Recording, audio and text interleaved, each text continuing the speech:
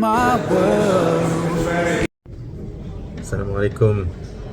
Good afternoon. So I'm trying to give you an update on the great journey that we spent here in Mansion House in London, which is the Islamic Finance News Forum 2023, which is sponsored by the UK government, so the City UK, the City of London, and His Majesty government, which is great because it's so rare to see a European government sponsor such event.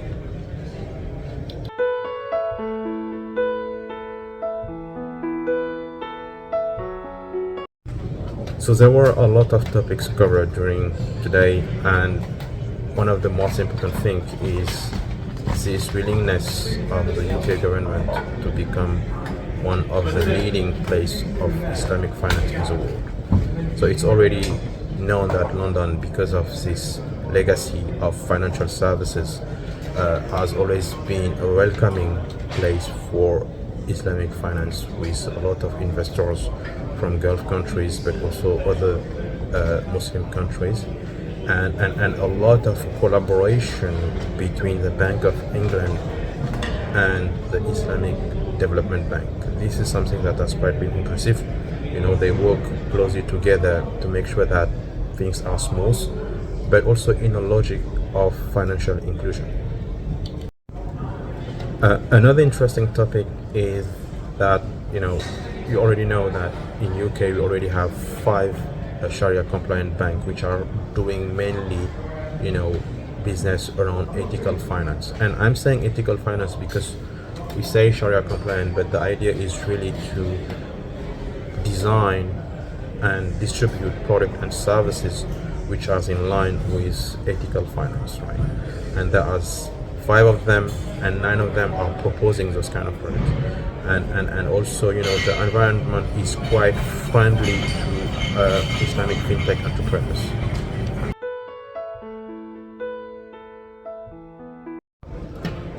So talking about Islamic finance, Islamic Fintech, there were in a panel interesting stories from entrepreneurs who are really involved in creating new products and services for the Muslim community, but also for any citizen who's looking forward to investing in ethical products, right? And the most common hurdle that any entrepreneur will face is capital raising issue. There's the lack of funding. How can you fund your project if you have a great idea? So this question is not specific to Islamic finance. Wherever you go, you'll see people struggling to find money to launch their project. But the good thing that I could hear in this conference is there was a story of this small fintech called FIDA, which has been founded by Muslims, by the community, for the community. So basically the issue of home purchase without interest-based loan is a challenge in all European societies. But they went to their community, they said, okay, we have a project. They designed a project which was quite well designed, and they presented to many members of the community, and the project was fully funded. And now there's no need of debt or loan in a bank. There's no need of return to the venture capitalist firm. Everything is organized by the community, for the community, and all the dividend generated by the business are reinvested. So I really like this business model. So if you want to know more about this, you can Google FIDA, PFIDA, and they are looking forward to scaling the business model, and it was quite impressive.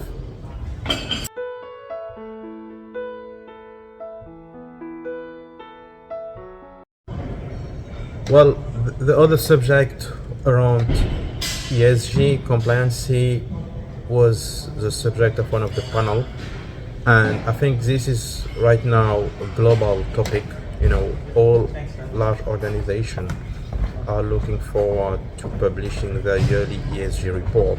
So for those of you who don't know, ESG stands for environmental, social, and governance.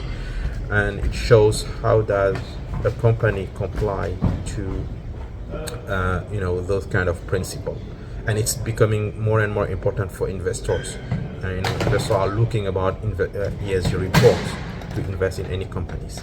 So the synergy between ESG and Islamic finance is interesting, because Islam by definition promotes ethics, it promotes environment, it promotes social support for the needy.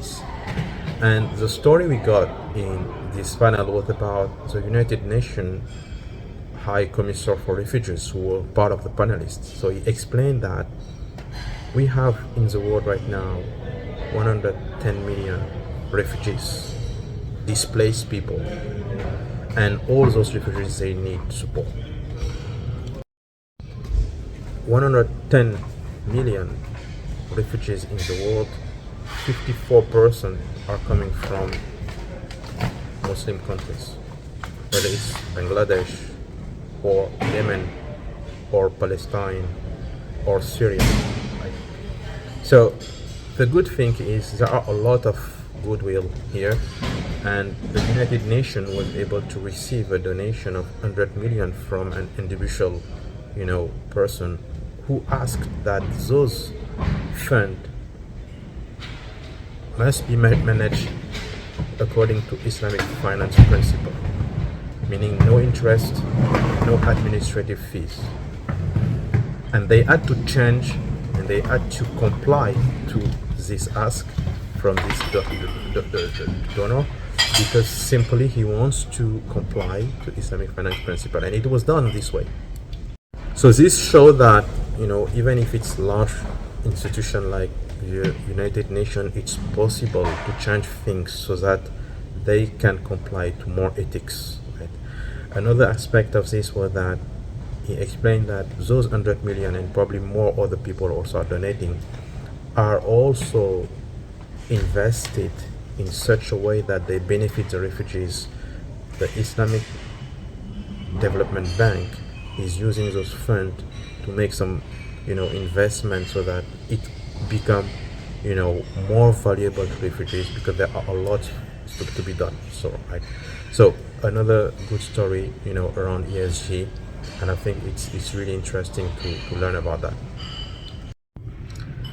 So that was it for this great day at IFN UK. I think it's quite encouraging. There's still work to be done, but it's good to see such a dynamic environment with many actors from the industry coming together, with involvement from the state, with involvement from the private sector, with involvement from many other entrepreneurs to make the world a better place. So thank you for listening. Well, good morning everyone, and welcome to this IFN Summit at Action House today. And please, Lord Mayor, not to accept my sincerest apologies for not being able to be with you today. But I did want to send just one specific message, which is that the UK government and me personally are deeply committed to ensuring that the City of London remains the global capital of Islamic banking around the world. Not only are we one of the first countries to issue a Sukuk bond, we're also developing green Sukuk opportunities as well. We have 9 fully Sharia compliant banks based in the UK. And in other areas too, important peripheral areas such as education, we now have 29 free courses in Islamic finance. Universities such as Durham are really leading the way here. So I welcome your participation in this incredibly important event. And I would just say we're also here to listen. Please tell us how can we respond to your needs in order to ensure that we have the ecosystem, the people and the support to ensure that Islamic banking really does continue to grow in the UK. It's vital for our economy and it's an essential service to the world of finance. So thank you again, and a fabulous day. I hope to meet you all personally in the near future.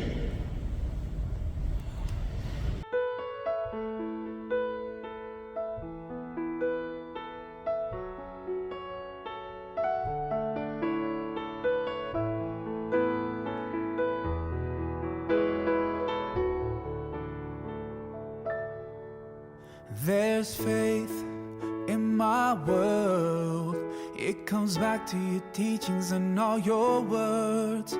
From your life I have learned to be patient and caring at every turn. The reason I'm strong, you're where I belong.